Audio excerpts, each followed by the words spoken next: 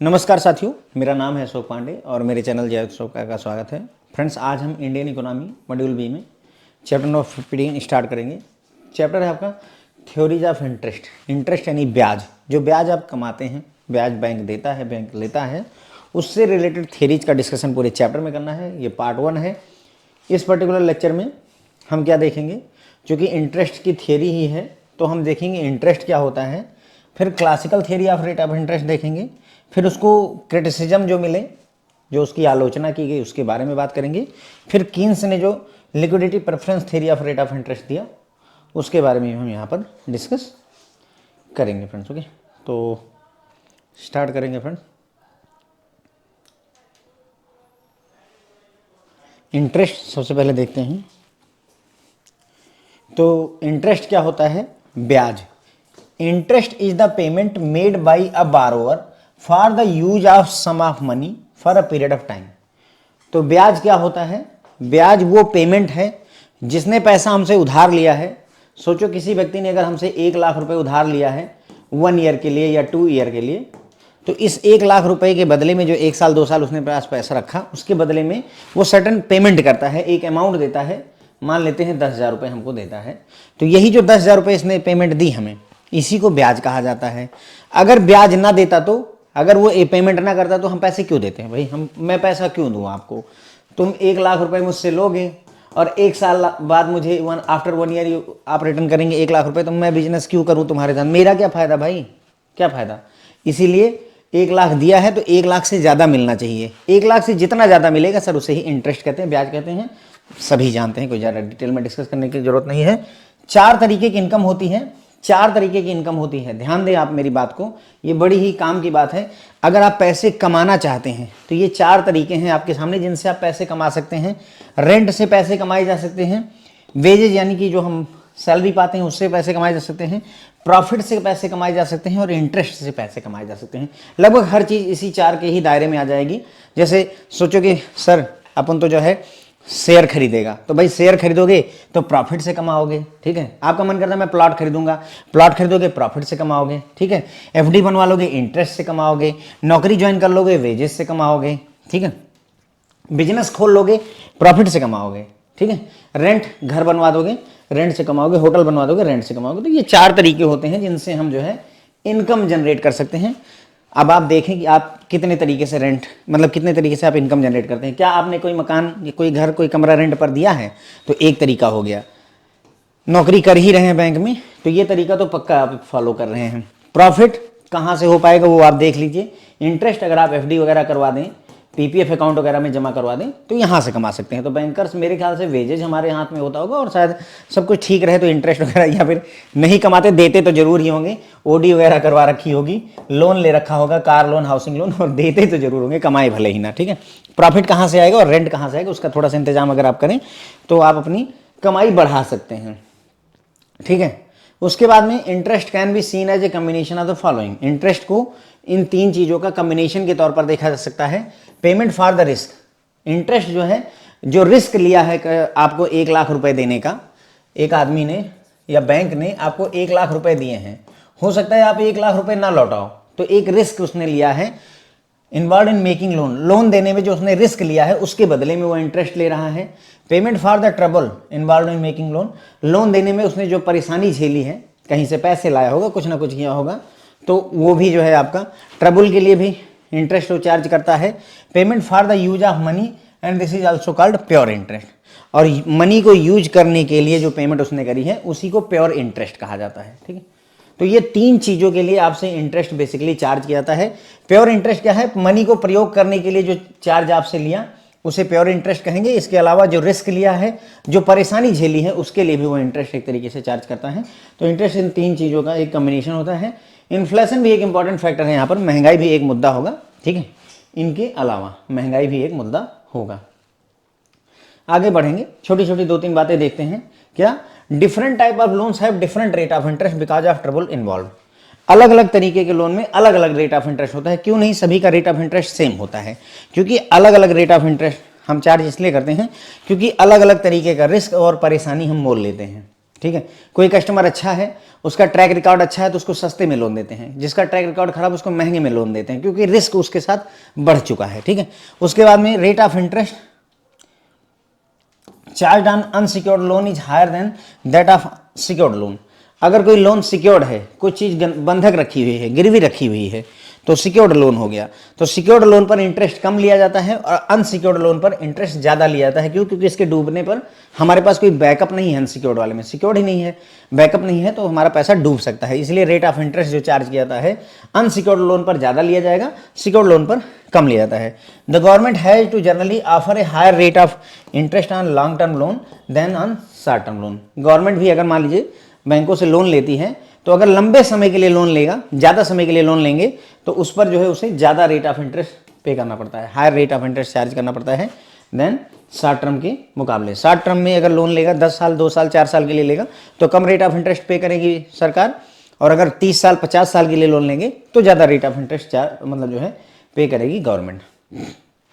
फिर आती है हमारी classical theory of rate of interest. तो हमने यहाँ पर देखो फ्रेंड देखा इंटरेस्ट क्या होता है, जो पैसा आपने किसी से उधार पर लिया है, उस पैसे के बदले में कुछ समय, उस पैसे को कुछ समय तक प्रयोग करने के बदले में आपको कुछ अमाउंट पे करनी पड़ती है, उसी पेमेंट को ही इंटरेस्ट कहा जाता है।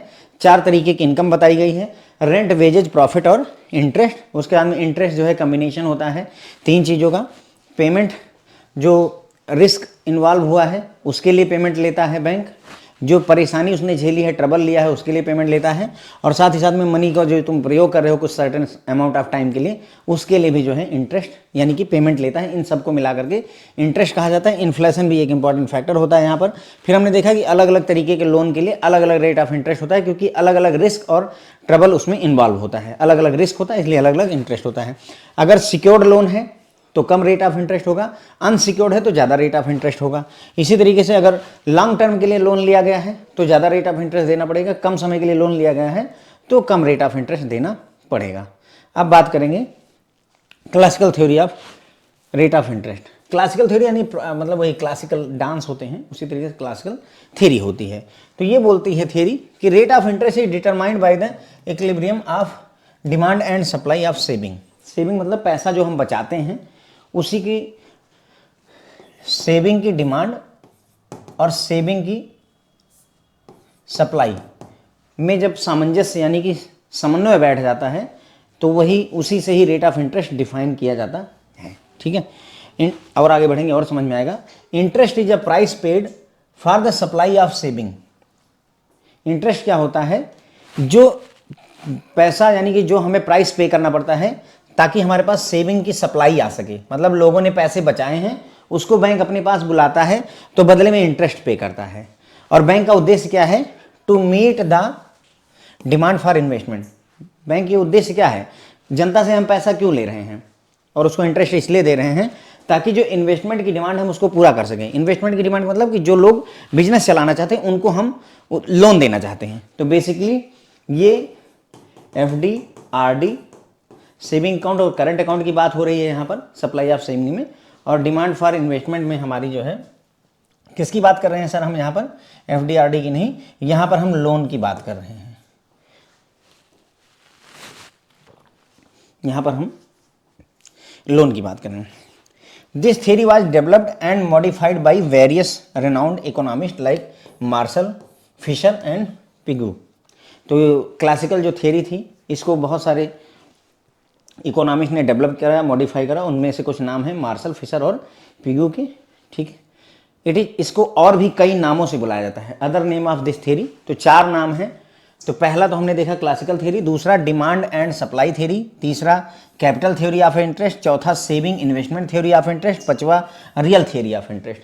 तो एक नाम तो है ही क्लासिकल थ्योरी, उसके अलावा 4 और नामों से भी इस थ्योरी को बुलाया और पुकारा जाता है। ठीक है, अब आता है कैपिटल सप्लाई यानी कि मनी की सप्लाई। कैपिटल सप्लाई, अगर कैपिटल शब्द यूज हो तो ध्यान रखिए मनी की सप्लाई की बात हो रही है। कैपिटल सप्लाई यानी मनी की supply is regulated by thrift यानी सेविंग्स आर टाइम प्रेफरेंस। जो कैपिटल की सप्लाई होती है वो कैसे होती है? लोग कंजूसी करें, पैसा बचाएं और कुछ समय के लिए हमें पैसा दें, तो उससे कैपिटल की सप्लाई होती है। और कैपिटल की डिमांड कैसे आती है, यानी मनी की डिमांड कैसे होती है? मनी की demand is determined by the productivity of the capital. जो हमने पैसा दिया है, जो हमने पूंजी दी है, उसके बदले में हमें कितना रिटर्न मिल रहा है, कितना हमें रिटर्न मिल रहा है, उससे जो है मनी की डिमांड डिसाइड होती है। मनी की डिमांड कैसे डिसाइड होती है? कितना रेट ऑफ इंटरेस्ट हम कमा पा रहे हैं, प्रोडक्टिविटी ऑफ द कैपिटल, ठीक है। और सप्लाई कैसे डिसाइड होती है? कितना लोग बचाते हैं और कितने समय के लिए हमें वो पैसा दे देते हैं, कितना लोग बचाते हैं और कितने समय के लिए हमें पैसा वो दे देते हैं। इसी थियरी में ही बात करते हैं equilibrium of demand and supply of the savings. Saving आप समझ पा रहे होंगे ये चीज़ सेविंग का। देखो बेसिक फंडा क्या होता है बैंक का, जो भी जनता होती है उसके पास जो पैसे हैं उसको हम जमा करते हैं अपने पास में सेविंग अकाउंट में और करंट अकाउंट में। सेविंग अकाउंट में हम बहुत नॉमिनल सा इंटरेस्ट देते हैं, हार्डली 4% का इंटरेस्ट देते हैं। करंट अकाउंट में हम 0% का इंटरेस्ट देते हैं और बदले में इसी पैसे को उठा करके खूब सारा पैसा इकट्ठा हो जाता है, तो हम जो है इसको जनता को बांटते हैं, कस्टमर्स को देते हैं और बदले में 8%, 10%, 9%, 6.5% जो भी हमसे बन पड़ता है उतना रेट ऑफ इंटरेस्ट हम चार्ज करते हैं। बैंक का यही फंडा चलता है। तो ओवरऑल पैसा आता कहाँ से है बैंक के पास में? फ्रॉम हियर, सेविंग से, जनता जनार्दन के घरों से हम निकाल कर लाते हैं वो पैसा। सोचो कि अगर किसी बैंक में कोई जनता पैसा ही ना डिपॉजिट करे तो क्या बैंक बिजनेस कर सकता है? नहीं कर सकता है, पॉसिबल ही नहीं है, क्योंकि पैसा ही नहीं होगा। पैसा सरकार नहीं देती हमको, पैसा जनता देती है, उसी पैसे को ही हम आगे बढ़ाते हैं। मतलब एक तरीके का ये खेल है, तुमसे पैसा लिया, तुमको दिया और बीच में तुमसे सस्ते भी लिया, उनको महंगे में बेचा। फंडा यही चलता है अपना, मार्जिन पर ही हम काम करते हैं थोड़ा सा कमाने के लिए, ठीक है। तो ये हो गया। तो for a particular level of income the supply of savings increases with the increase in the interest rate, but this increase in the interest rate decreases the demand for saving by the borrower। थोड़ा सा बढ़िया logic है, थोड़ा सा समझते हैं। देखिए मैं एग्जांपल से समझाता हूँ। मान लीजिए किसी की income particular level of income है, मान लेते हैं 60,000 रुपये है, ठीक है। The supply of saving increases with the increase in the interest rate.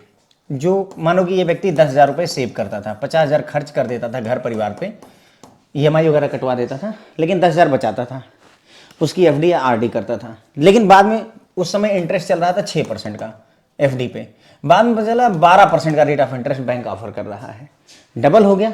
तो क्या होगा? इंटरेस्ट रेट जब बढ़ेगा तो उसकी वजह से क्या होगा? सप्लाई ऑफ सेविंग इंक्रीज करेगी। अब ये व्यक्ति सोचेगा यार कि मेरा धन वहां पे डबल हो रहा है तो क्यों ना मैं ज़्यादा डिपॉजिट कर दूं, तो वो अपनी सेविंग बढ़ाने की कोशिश करेगा। यहाँ पर 20,000 रुपये जमा करके पैसा कमाने के चक्कर में पड़ेगा, क्योंकि इंटरेस्ट ज़्यादा मिल रहा है, ठीक है। तो सेविंग बढ़ गई इंटरेस्ट रेट बढ़ने की वजह से। बट लेकिन अब इंटरेस्ट रेट अगर बढ़ गया तो बैंक अगर तुमसे पैसा ले रहा है, 12% तुमको दे रहा है, तो जनता को कितने में बांटेगा? 15% और 18% में जनता को बांटेगा लोन के तौर पर, कि भाई लोन लो लेकिन 15 और 18% दो। अब अगर 15% 18% लोन पर इंटरेस्ट चार्ज होगा तो जो लोन लेने वाले हैं वो पीछे हटने लगेंगे, होगा कि नहीं होगा? तो वही बोल रहा है, but this increase in interest rate, लेकिन ये जो इंटरेस्ट रेट में इंक्रीज हुआ है डिक्रीज कर देता है the demand for saving by the borrower. लेकिन इसकी वजह से जो पैसे की डिमांड है वो बारोअर द्वारा घटा दी जाती है। वो बोलते हैं कि हमें इतने पैसे की जरूरत नहीं भाई, 15% 18% हम इंटरेस्ट नहीं दे पाएंगे। तो हुआ क्या? रेट ऑफ इंटरेस्ट 6% से बढ़ करके 12% हुआ, जिसकी वजह से पैसा तो आया खूब, बैंकों में FDयां होनी शुरू हो गई, लेकिन लोन बटने कम हो गए, ठीक है। अब लोन जब बटने कम हो जाएंगे, दिस डिक्रीजेज द डिमांड, इसकी वजह से डिमांड बढ़ जाती है, घट जाती है। इसकी वजह से डिमांड यानी कि लोन की डिमांड घट जाती है, results in the interest rate going down. अब अगर हमारे पास कोई लोन लेने ही नहीं आ रहा है 15% 18% पे, तो हम मजबूरी में इसको घटाएंगे, बोलेंगे अच्छा कोई नहीं 10% 12% पर दूंगा यार, आओ तो तुम। लेकिन अगर 10% 12% पे हम लोन देंगे तो बदले में अब हम यहाँ 12% सेविंग पर नहीं दे सकते, हमको इसको घटाना पड़ेगा, 8% घटा करके कम करना पड़ेगा। Which in turn reduces the supply, जिसकी वजह से सप्लाई घट जाती है। बात समझ में आई क्या कहना चाहा इसने?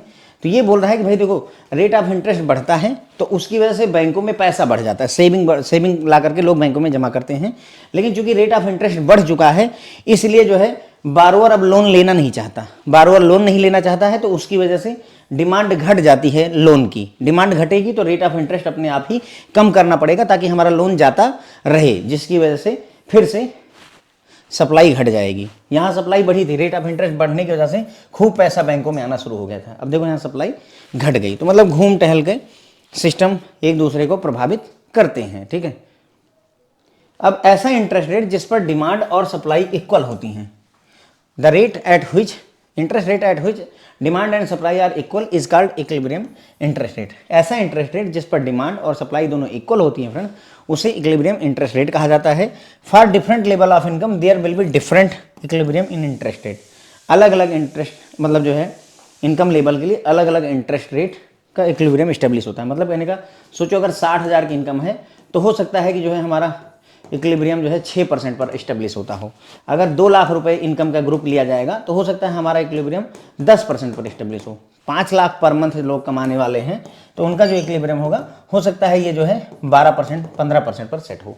ये कहने का मतलब है अलग अलग इनकम लेवल के लिए अलग अलग इक्विलिब्रियम ऑफ इंटरेस्ट रेट होता है। ठीक है, तो हमने यहाँ पर बात की classical theory of rate of interest की। तो क्लासिकल थ्योरी ये कहती है कि डिमांड और सप्लाई के आधार पर डिसाइड होता है कि रेट ऑफ इंटरेस्ट क्या होने वाला है। डिमांड और सप्लाई किस चीज़ की, मनी की या सेविंग की। सेविंग शब्द यूज किया इन्होंने मनी की जगह पर। तो सेविंग लोगों की सेविंग में कि डिमांड और सप्लाई में इक्विलिब्रियम जो होता है उसी से रेट ऑफ इंटरेस्ट डिफाइंड होता है। ठीक है, इंटरेस्ट वो प्राइस होता है जो सप्लाई ऑफ सेविंग के बदले में पे करना पड़ता है। यानी कि लोग हमको अपनी सेविंग दें, उसके बदले में जो हम इंटरेस्ट देते हैं, जो हम पैसा देते हैं, मनी देते हैं, पेमेंट करते हैं, उसे ही इंटरेस्ट कहा जाता है। और ये जो पैसा बैंक में आता है, सेविंग जो सप्लाई आती है, इसका काम क्या होता है, लोगों की ज़रूरतों को, लोन की ज़रूरतों को पूरा करना, डिमांड फॉर द इन्वेस्टमेंट को पूरा करना। डिमांड फॉर इन्वेस्टमेंट मतलब लोन को पूरा करना होता है। ये थियरी, क्लासिकल थियरी को डिफरेंट जो हमारे इकोनॉमिस्ट थे मशहूर वाले, मार्शल फिशर और पिगू, इन लोगों ने डेवलप किया और मॉडिफाई किया ज़रूरत पड़ने पर। क्लासिकल थ्योरी ऑफ इंटरेस्ट को और अदर नामों से भी जाना जाता है, डिमांड एंड सप्लाई थ्योरी के नाम से, कैपिटल थ्योरी ऑफ इंटरेस्ट के नाम से, saving investment theory of interest के नाम से, रियल थ्योरी ऑफ इंटरेस्ट के नाम से भी जाना जाता है। कैपिटल सप्लाई यानी मनी की सप्लाई रेगुलेट कैसे होती है, थ्रिफ्ट से और टाइम प्रेफरेंस से। लोग सेविंग करें और समय के लिए हमें पैसा दें, उससे जो है कैपिटल यानी मनी की सप्लाई डिसाइड होती है। और मनी की डिमांड कैसे डिसाइड होती है कि जो पैसा हमने दिया है वो कितना रिटर्न हमें कमा करके दे रहा है। जितना ज़्यादा वो रिटर्न हमें कमा के देगा उतना ही ज़्यादा हम वहाँ पर डिमांड पैदा करने वाले हैं कि हाँ भाई हमें मनी चाहिए। ओके, फिर आता है डिमांड और सप्लाई का इक्विलिब्रियम का बात करते हैं। तो भाई किसी पर्टिकुलर इनकम लेवल पर होता क्या है कि अगर जो है सप्लाई ऑफ सेविंग इंक्रीज करती है, जब इंटरेस्ट रेट बढ़ता है, इंटरेस्ट रेट बढ़ेगा तो लोग ज़्यादा से ज़्यादा पैसा बैंकों में एफडी करवाना शुरू करेंगे। लेकिन जो ये इंक्रीज है इसकी वजह से बारोअर अब लोन लेना नहीं चाहते क्योंकि रेट ऑफ इंटरेस्ट बढ़ गया है, जिसकी वजह से डिमांड जो है लोन की घट जाती है।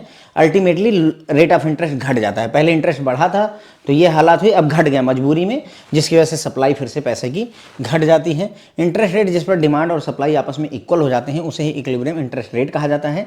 डिफरेंट लेवल ऑफ इनकम पर डिफरेंट इक्विलिब्रियम इंटरेस्ट रेट होते हैं। तो ये सारी बातें हमने यहाँ पर कर ली। अब इसका क्रिटिसिज्म किया जो है कीन्स ने बताया कि भाई ये जो थियरी है तुम्हारी क्लासिकल ये गड़बड़ है। क्या क्या बताया इन्होंने, Keynes question the classical theory of interest on following grounds. कुछ बातों के तहत उन्होंने इस पर क्वेश्चन उठाया।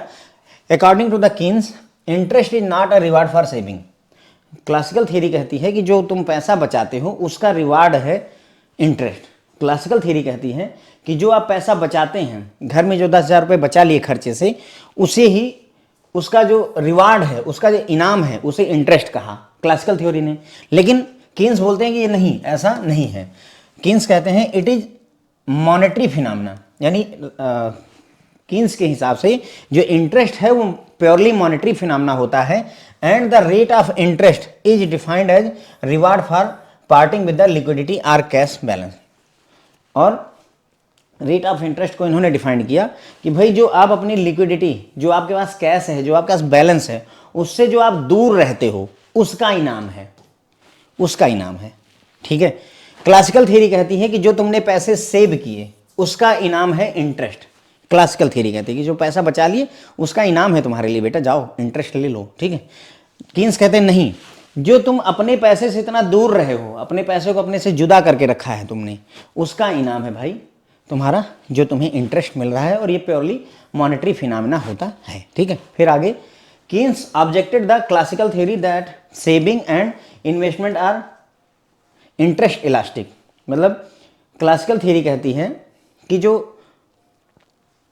इंटरेस्ट होता, सेविंग होती है लोगों की और जो इन्वेस्टमेंट्स होते हैं ये दोनों इंटरेस्ट इलास्टिक होते हैं। जो हमारी सेविंग होती है और जो हमारा इन्वेस्टमेंट होता है इंटरेस्ट इलास्टिक होता है, यानी इंटरेस्ट और सेविंग, इंटरेस्ट और इन्वेस्टमेंट एक दूसरे पर निर्भर करते हैं, बढ़ने पर बढ़ते हैं, घटने पर बढ़ते हैं, जैसा भी हो, या तो आप पॉजिटिव रिलेशन या निगेटिव, लेकिन मतलब कुल मिलाकर के रिलेशनशिप है इनका इंटरेस्ट और सेविंग के बीच में, इंटरेस्ट और इन्वेस्टमेंट के बीच में। ओके, यानी कि sensitivity to change in the rate of interest, अगर रेट ऑफ इंटरेस्ट चेंज होगा तो ये भी चेंज होते हैं, कौन, सेविंग भी चेंज होती है, इन्वेस्टमेंट भी चेंज होता है, ठीक है। Saving too are rarely interest elastic, इन्होंने कहा कि जो सेविंग होती है भाई वो भी इंटरेस्ट इलास्टिक नहीं होती। People can even save if rates fall, or they can save even if interest rate are climbing, savings are more influenced by the level of income than the rate of interest. तो इन्होंने कहा, Keynes ने कहा कि भाई देखो ऐसा है कि तुम ये कह रहे हो कि सेविंग जो होता है वो इंटरेस्ट इलास्टिक होता है, यानी कि अगर जो है इंटरेस्ट बढ़ेगा तो लोग ज़्यादा सेव करेंगे, इंटरेस्ट घटेगा तो लोग कम सेव करेंगे। लेकिन कीन्स कहते हैं ऐसा नहीं है, पीपल जो है तब भी सेव करेंगे, तब भी एफडी करवाएंगे भले ही रेट ऑफ इंटरेस्ट घट जाए।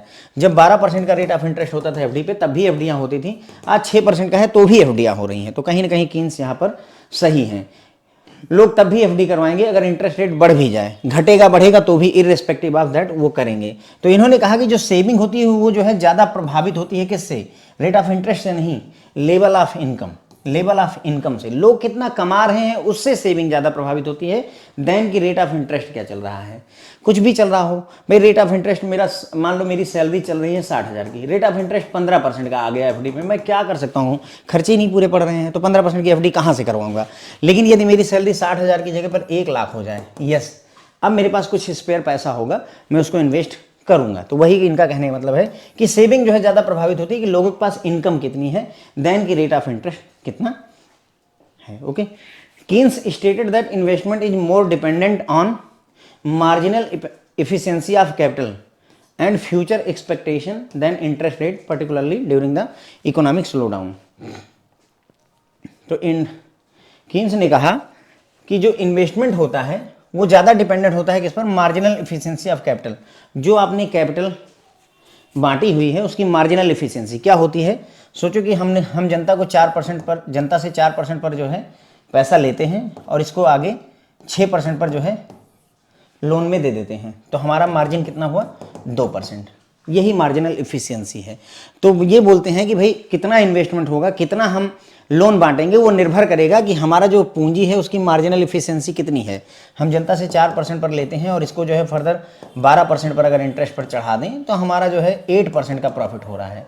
तो यस, हम इंटरेस्टेड होंगे कि हाँ भाई इस वाले लोन को ज़्यादा बांटना चाहिए। साथ ही साथ future expectation on the interest rate, future में इंटरेस्ट रेट घटेगा बढ़ेगा, ये भी एक मुद्दा होता है जिनके आधार पर हम ये डिसाइड करते हैं कि हाँ हमें इन्वेस्टमेंट कितना रखना है कितना नहीं रखना है। ठीक है, तो बस यहीं पर क्रिटिसिज्म हमारा खत्म हो जाता है। क्रिटिसिज्म में हमने देखा कि भाई कीन्स ने क्वेश्चनिंग करी, कहा कि भाई क्लासिकल थ्योरी में कुछ कमियां हैं। क्लासिकल थ्योरी में क्या कमियां थी, क्लासिकल थ्योरी कहती है कि जो तुमने पैसा सेव किया है उसका इनाम है इंटरेस्ट।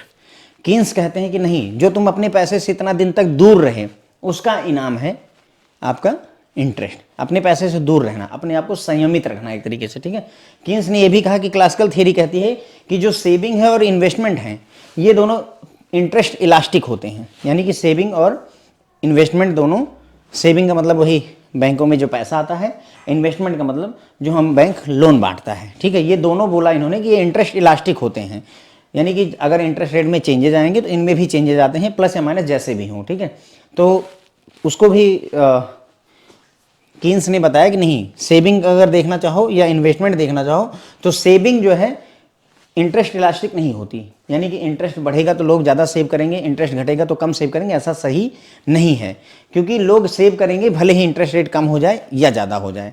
तो कीन्स ने कहा कि सेविंग इंटरेस्ट रेट पर उतना निर्भर नहीं करती जितना कि जो है कितनी लेवल ऑफ इनकम है, लोगों की इनकम कितनी है उस पर ज़्यादा निर्भर करती है। तो कीन्स ने कहा कि भाई इनकम से प्रभावित होती है सेविंग, ना कि रिटर्न ऑन इन्वेस्टमेंट पर होती है। ठीक है, कीन्स ने इन्वेस्टमेंट की भी बात की, जैसे यहाँ पर कहा गया ना कि इन्वेस्टमेंट जो है, इन्वेस्टमेंट और सेविंग दोनों ही जो है इंटरेस्ट इलास्टिक है।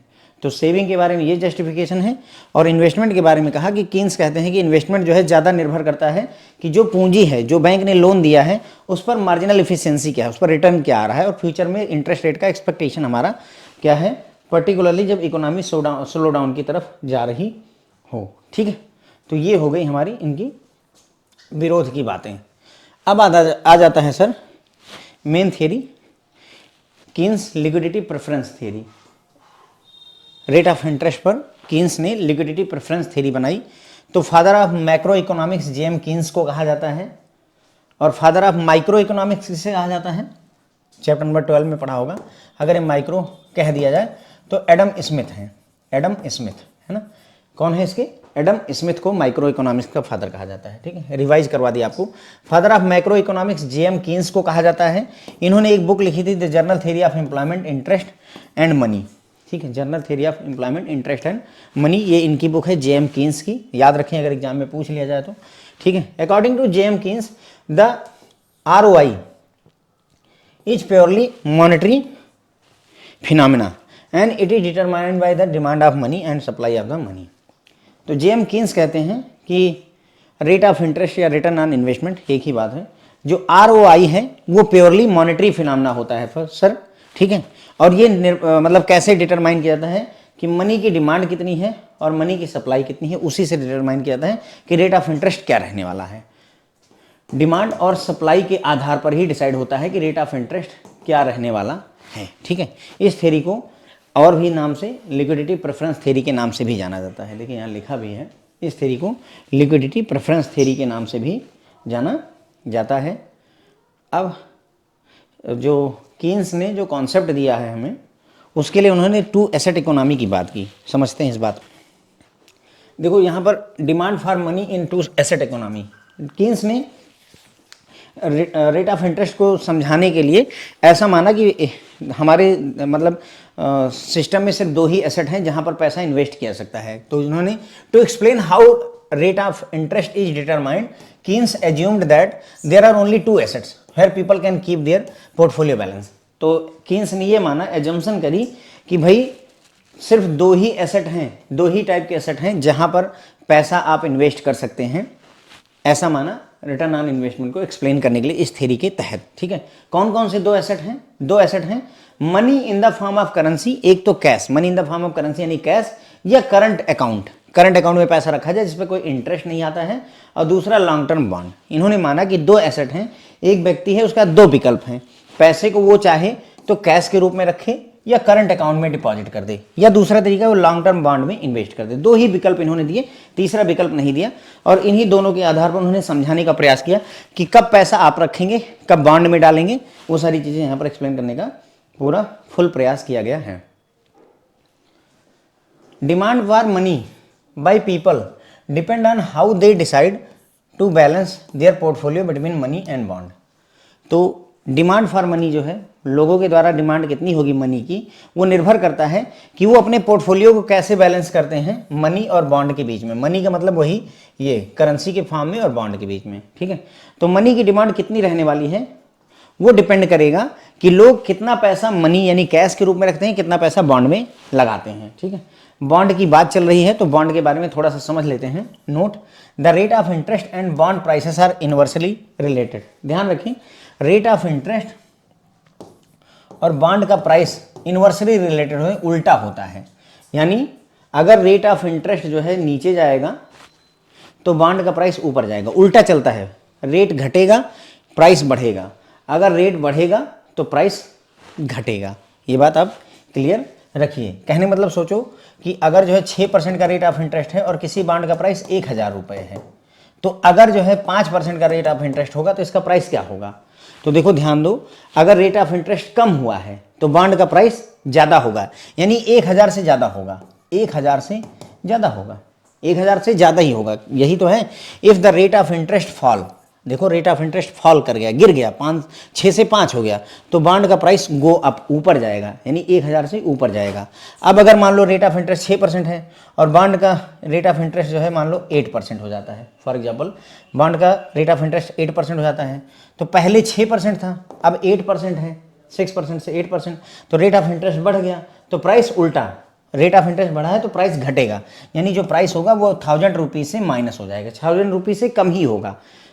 कुछ भी हो, 900 हो सकता है, 910, 920, मुझे नहीं मतलब है, लेकिन 1000 से कम होगा, इतना हम यहाँ पर डिसाइफर कर सकते, इतना हम समझ सकते हैं, ठीक है। तो मैंने आपको बताया कि जो बॉन्ड का प्राइस होता है और जो रेट ऑफ इंटरेस्ट होता है वो इन्वर्सली रिलेटेड होते हैं। ये क्वेश्चन भी कई बार पूछा गया है, इनके बीच में रिलेशनशिप इन्वर्स होती है, उल्टी होती है। तो ऐसे हम समझें मार्केट इंटरेस्ट रेट जब गिरता है तो बॉन्ड का प्राइस बढ़ता है, जब मार्केट का इंटरेस्ट रेट बढ़ता है तो बॉन्ड का प्राइस घटता है, ठीक है। अब जो हम कितना पैसा कैश में रखेंगे और कितना जो है बॉन्ड में रखेंगे, उसके लिए दो फैक्टर्स हैं। The decision about portfolio balance can be influenced by two factors. कितना पैसा हम बॉन्ड में रखेंगे और कितना पैसा हम अपने कैश के रूप में रखेंगे, वो दो फैक्टर से प्रभावित होता है। पहला, higher level of nominal income, income अगर ज़्यादा है, और दूसरा नॉमिनल रेट ऑफ इंटरेस्ट। दो चीज़ों से हमारा ये चीज़ें प्रभावित होती है, दोनों को हम समझेंगे। अगर मान लो higher level of nominal income है, किसी व्यक्ति की इनकम ज़्यादा है, तो वो क्या करेगा, वो पैसा जो है कैश के रूप में रखेगा या वो पैसा बॉन्ड के रूप में रखेगा। सवाल ये है, सिंपल सा सवाल ये है कि मान लो किसी की इनकम बहुत ज़्यादा है, एक व्यक्ति है वो 1 लाख रुपए रोज कमाता है, for example a person earns 1 lakh rupees per day.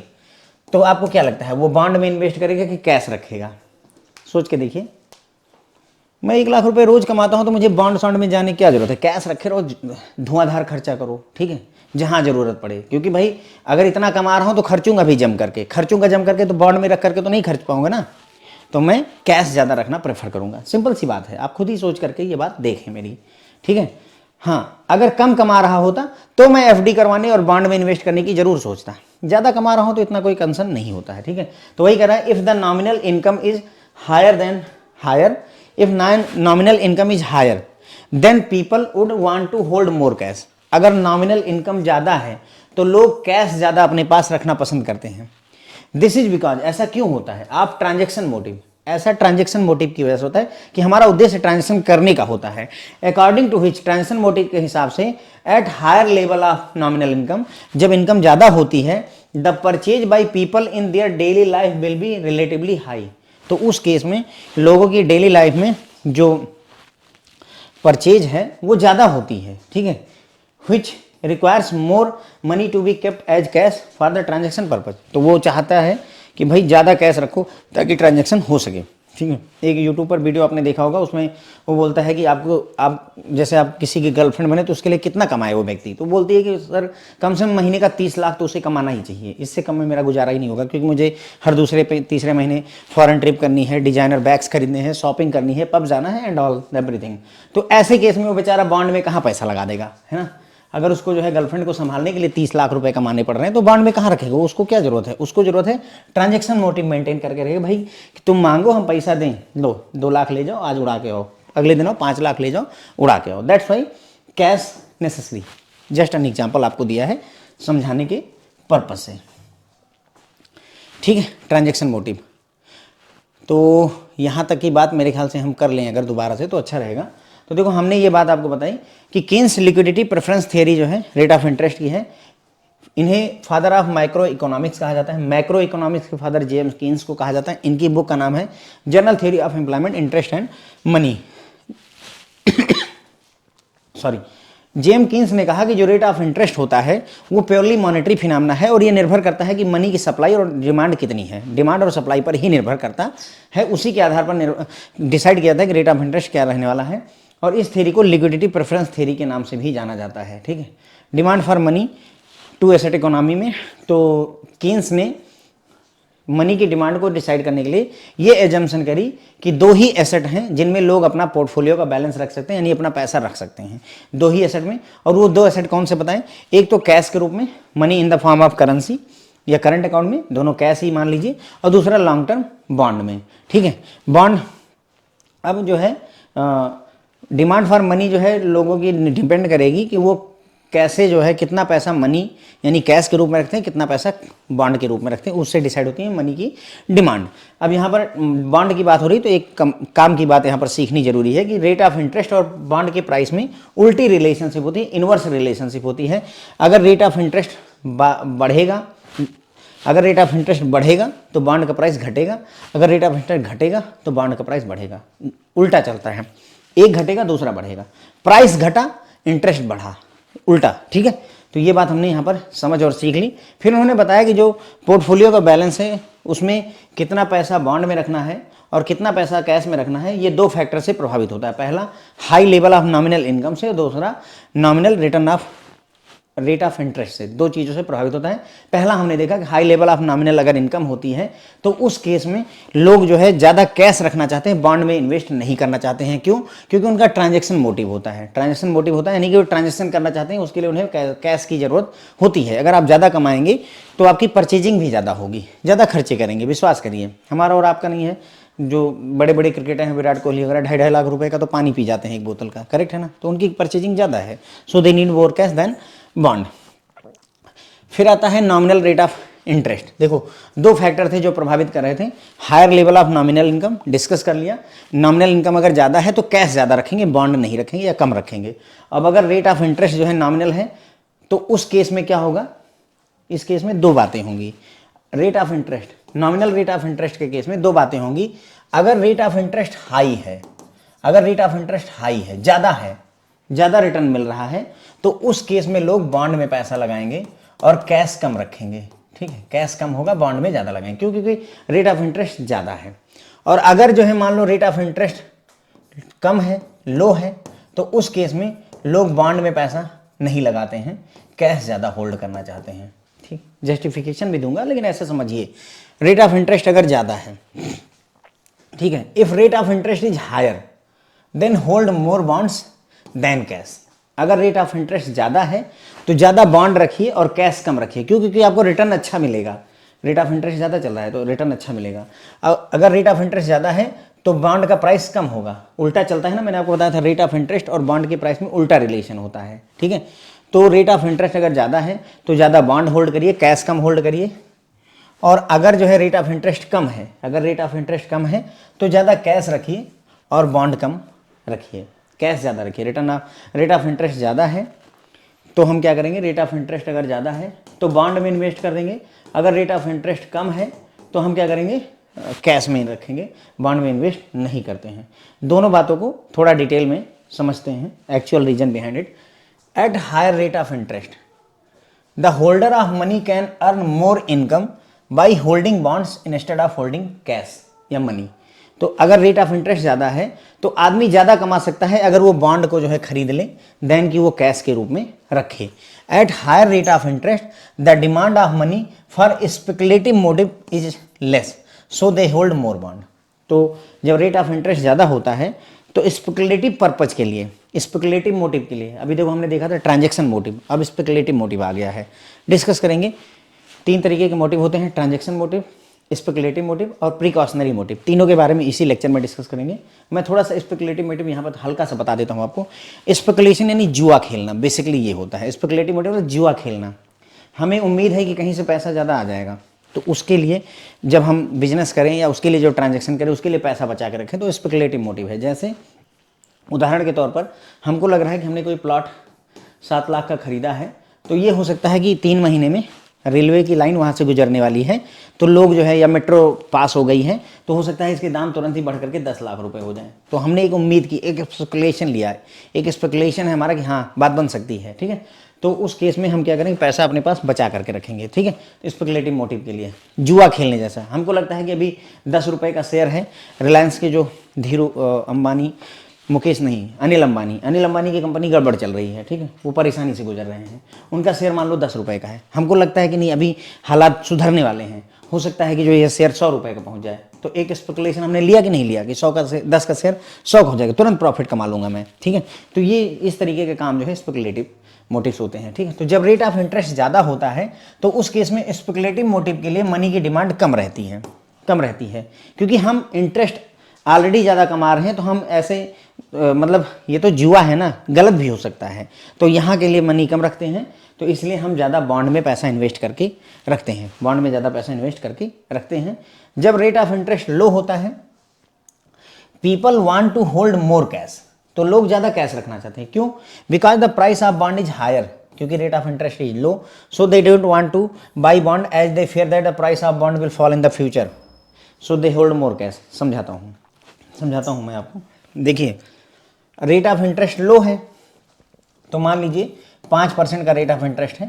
ठीक है, तो अभी प्राइस मान लीजिए 1000 रुपये है। ठीक है, तो अभी रेट ऑफ इंटरेस्ट लो है, बाद में ज़्यादा हो सकता है, ठीक है। तो बाद में अगर ज़्यादा होगा, मान लो कि अब ये 10% हो गया, तो अब बॉन्ड का प्राइस क्या होगा?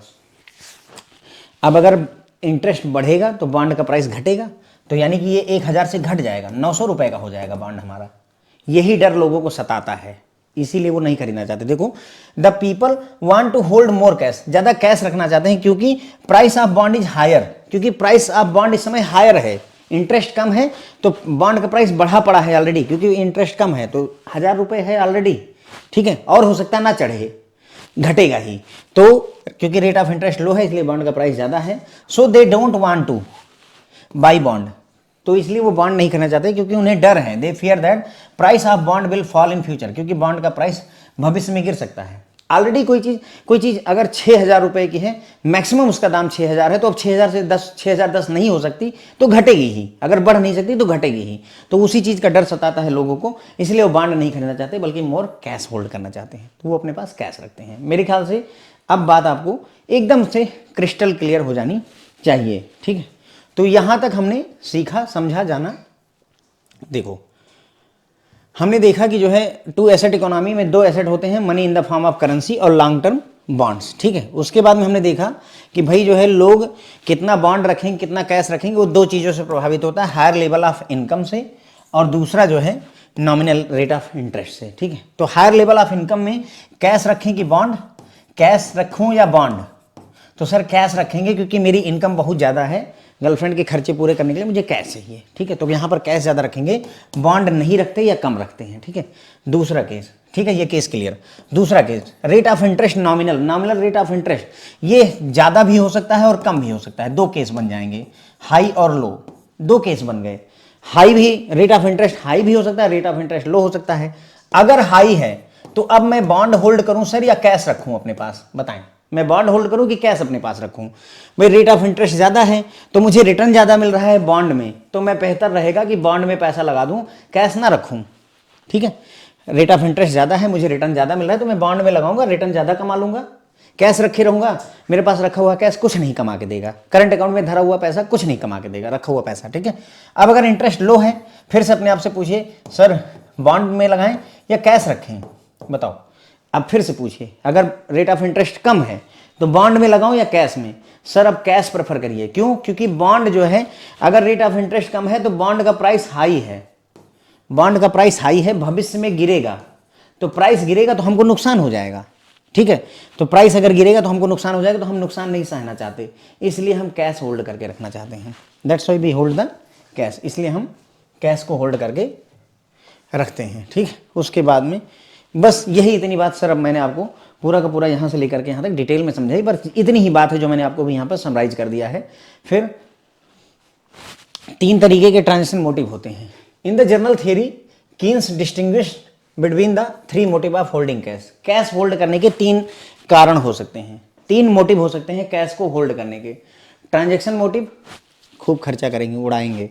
प्रिकॉशनरी मोटिव, प्रिकॉशन लेते हैं, क्या पता भविष्य में जो है कोविड फिर से आ जाए, क्या पता कोई और बीमारी आ जाए, क्या पता एक्सीडेंट हो जाए, बीमारी मतलब मेरी तबीयत खराब हो जाए, ठीक है। स्पेकुलेटिव मोटिव, स्पेकुलेशन कर रहे हैं, सट्टा लगा रहे हैं, जुआ खेल रहे हैं, ठीक है। तो इन तीनों मोटिव की वजह से कैश होल्ड किया जाता है। तीनों मोटिव हमें डिस्कस करना है। पहला देखते हैं ट्रांजैक्शन मोटिव के बारे में। The transaction motive is related to the demand for money और the desire for cash for current transaction of individuals and corporate trades. तो ट्रांजैक्शन मोटिव होता है रिलेटेड टू कि यहाँ पर मनी की डिमांड है, कैश की डिमांड है, या कैश की ज़रूरत है, डिजायर है, किस लिए? जो हमारे करंट ट्रांजैक्शंस हैं उनको पूरा करने के लिए, चाहे वो इंडिविजुअल व्यक्ति की हो चाहे बिजनेस की हो, ठीक है। ट्रांजैक्शन मोटिव 2 तरीके के होते हैं, इनकम मोटिव और business motive. Income motive, keeping cash by individual to bridge the gap between their income and expenses is called income motive. अगर कोई व्यक्ति जो है पैसा अपने पास रख रहा है, कोई व्यक्ति अपने पास पैसा रख रहा है अपनी इनकम और एक्सपेंस के बीच के गैप को खत्म करने के लिए, तो उसे इनकम मोटिव कहा जाएगा। ट्रांजैक्शन मोटिव में ही इनकम मोटिव। और वही कोई बिजनेसमैन या कोई बिजनेस पैसा रख रहा है अपने बिजनेस रिलेटेड एक्सपेंसेस के लिए, तो उसे बिजनेस मोटिव कहा जाता है। Business motive, keeping cash on hand by business to satisfy immediate demand such as wages, payment for raw material, transportation is called business motive, ठीक है ना। तो यहाँ क्या हो रहा है कि बिजनेस जो है कैश अपने पास रख रहा है ताकि उसकी जो ज़रूरतें हैं, जैसे मजदूरी देनी है, रॉ मटेरियल की पेमेंट करनी है, ट्रांसपोर्टेशन का खर्चा है, ऑफिस के इलेक्ट्रिसिटी बिल पे करना है, लाइक दैट, तो उसे बिजनेस मोटिव कहा जाता है। बात क्लियर हो जाती है। तो ट्रांजैक्शन मोटिव क्या होता है? लोगों को अपनी जो करंट ट्रांजैक्शंस हैं उनके लिए पैसों की जो जरूरत होती है उसे ट्रांजैक्शन मोटिव कहा जाता है। कुल मिलाकर के हम कैश में खर्चा करना चाहते हैं, ठीक है। ट्रांजैक्शन मोटिव में इनकम मोटिव, अगर कोई इंडिविजुअल व्यक्ति ट्रांजैक्शन मोटिव करे तो उसे इनकम मोटिव कह दीजिए। अगर कोई बिजनेस जो है इनकम ट्रांजैक्शन मोटिव रखे तो उसे बिजनेस मोटिव कह दिया जाता है। इनकम मोटिव में हम अपने खर्चे को और इनकम के बीच के गैप को मिटाना चाहते हैं, ठीक है, उसके लिए कैश रखते हैं तो उसे इनकम मोटिव कहा जाएगा।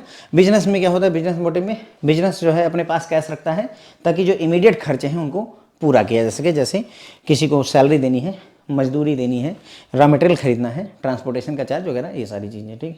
फिर आता है सर दूसरा, ये आपका ट्रांजैक्शन मोटिव हो गया प्रिकॉशनरी मोटिव। प्रिकॉशन लेते हैं हम, है ना। हम तेज गाड़ी नहीं चलाते, हम हेलमेट पहनते हैं, क्यों? प्रिकॉशन लेने के लिए। The urge to hold cash balances for unforeseen contingency like illness, accident and unemployment is referred as precautionary motive, ठीक है। तो कैश, हम अपने पास कैश होल्ड करके रखते हैं ताकि कोई आकस्मिक दुर्घटना हो जाए, कंटिजेंसी, आकस्मिकता आ जाती है, जैसे बीमारी कोई आ गई, कोई एक्सीडेंट हो गया या नौकरी चली गई, तो इन सब के लिए अगर हम पैसा होल्ड करके रखते हैं तो जो हमारा यहाँ पर मोटिव है वो प्रिकॉशनरी मोटिव है। कैश को रखने का मोटिव प्रिकॉशन के तौर पर हम ये रख रहे हैं। Businessman maintain cash on hand to weather bad times or benefit from unexpected opportunities. Businessman भी अपने पास में कैश रखते हैं, कैश इन हैंड, ताकि अगर बुरा समय आ जाए तो उसमें अपने आप को बचा के रख सकें, या फिर कोई अचानक से अपॉर्चुनिटी आ जाए, अनएक्सपेक्टेड अपॉर्चुनिटी से बेनिफिट कमाने का भी उद्देश्य होता है। जैसे कोई घर है, ठीक है, वो व्यक्ति जो है बेचना नहीं चाह रहा था, ठीक है, अभी उसके घर में कोई प्रॉब्लम हो गई है जिसकी वजह से उसको बहुत ज़्यादा पैसों की जरूरत है।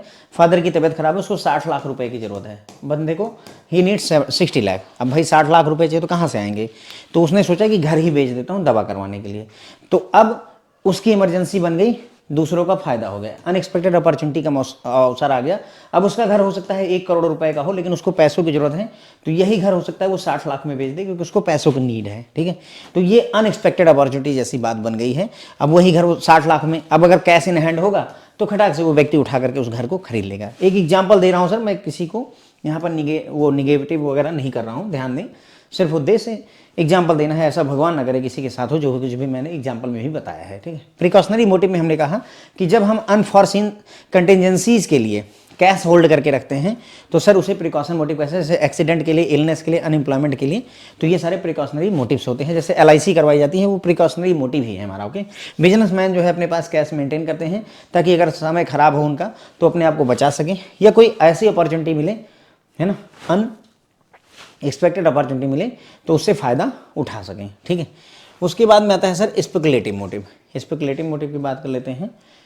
Speculative motive refers to the desire to keep one's resources liquid in order to profit on future changes in the interest rates or bond prices। Simple भाषा में इन्होंने जोड़ा कि भाई मतलब हम अपने पास कैश रखना चाहते हैं, लिक्विड का मतलब अपने रिसोर्सेज को लिक्विड रखना चाहते हैं, नहीं कैश रखना चाहते हैं, ताकि भविष्य में यदि इंटरेस्ट रेट में परिवर्तन हो या बॉन्ड के प्राइस में परिवर्तन हो तो उससे फायदा कमा सकें। स्पेकुलेशन कर रहे हैं, मैंने आपको बताया था सट्टे वाली बात कही थी ना, ये सट्टा लगाना एक तरीके का, ठीक है। तो बॉन्ड का interest rate up and down हो रहा है। जैसे एग्जांपल के तौर पर अभी देख लो, शेयर मार्केट बहुत ज़्यादा औंधे मुँह गिरी हुई है। इस समय अगर आप पैसा लगाएं तो आपको फायदा हो सकता है। PNB का शेयर मेरे ख्याल से 98 रुपीज़ का चल रहा है, ठीक है। आप ये मान कर चलिए कि अभी 3 से 4 महीने में ये बड़े आराम से जो है 130 120 आ जाएगा। मैं कुछ टिप नहीं दे रहा हूँ, मैं बस एग्जांपल दे रहा हूँ। अभी 98 के, लेकिन 120-30 पहुँचने में इसको 3-4 महीने लगेंगे। एक बार जैसे शेयर मार्केट ऊपर आएगी तुरंत ये ऊपर जाएगा ही जाएगा, ठीक है। तो अभी अगर 130 पहुँच जाता है तो हमको 32 रुपये पर शेयर के हिसाब से फ़ायदा होगा। आपके पास 10,000 शेयर हों तो अंदाज़ा लगा लीजिए कितना पैसा आपको मिल जाएगा। मेरे ख्याल से 3,20,000 रुपये का फ़ायदा हो सकता है अगर 10,000 शेयर हो। भाई खरीदने में पैसे भी लगेंगे, ठीक है। तो क्या है, स्पेकुलेटिव मोटिव है एक तरीके से, हमें लगता है कि हाँ ऐसा होने वाला है। अकॉर्डिंग टू द कीन्स अगर हम बात करें, higher the rate of interest the lower will be the speculative demand for money. तो कीन्स कहते हैं कि अगर रेट ऑफ इंटरेस्ट मार्केट में ज़्यादा होगा, रिटर्न ज़्यादा मिल रहा होगा, तो हम बॉन्ड में पैसा लगा के बैठे होंगे, हम स्पेकुलेटिव पर्पज़ के लिए पैसे को अपने पास नहीं रखेंगे। अगर रेट ऑफ इंटरेस्ट मार्केट में कम चल रहा है तो उस केस में जो है हम स्पेकुलेटिव डिमांड फॉर मनी ज़्यादा रहेगी, ध्यान रखेंगे, ठीक है। तो रेट ऑफ इंटरेस्ट अगर ज़्यादा है, रेट ऑफ इंटरेस्ट अगर मार्केट में ज़्यादा है तो स्पेकुलेटिव पर्पज़ के लिए हम कम ही पैसा रखते हैं। अगर रेट ऑफ इंटरेस्ट ज़्यादा नहीं है, हमको उतना ज़्यादा फायदा नहीं मिल रहा है, तो हमारे पास कैश रखा हुआ है। अगर कैश रखा है तो स्पेकुलेटिव पर्पज़ के लिए उसको हम यूज करेंगे, कोई दो राय नहीं है, ठीक है फ्रेंड। तो बस यहाँ पर ये लेक्चर अपना पूरा कवर हो जाता है sir. Transaction motive, precautionary motive और स्पेकुलेटिव मोटिव, सारे मोटिव्स हमने फ्रेंड्स यहाँ पर देख लिए। होप है फ्रेंड्स आपको समझ में आया होगा। बाकी का अगले लेक्चर में देखते हैं। Thank you so much.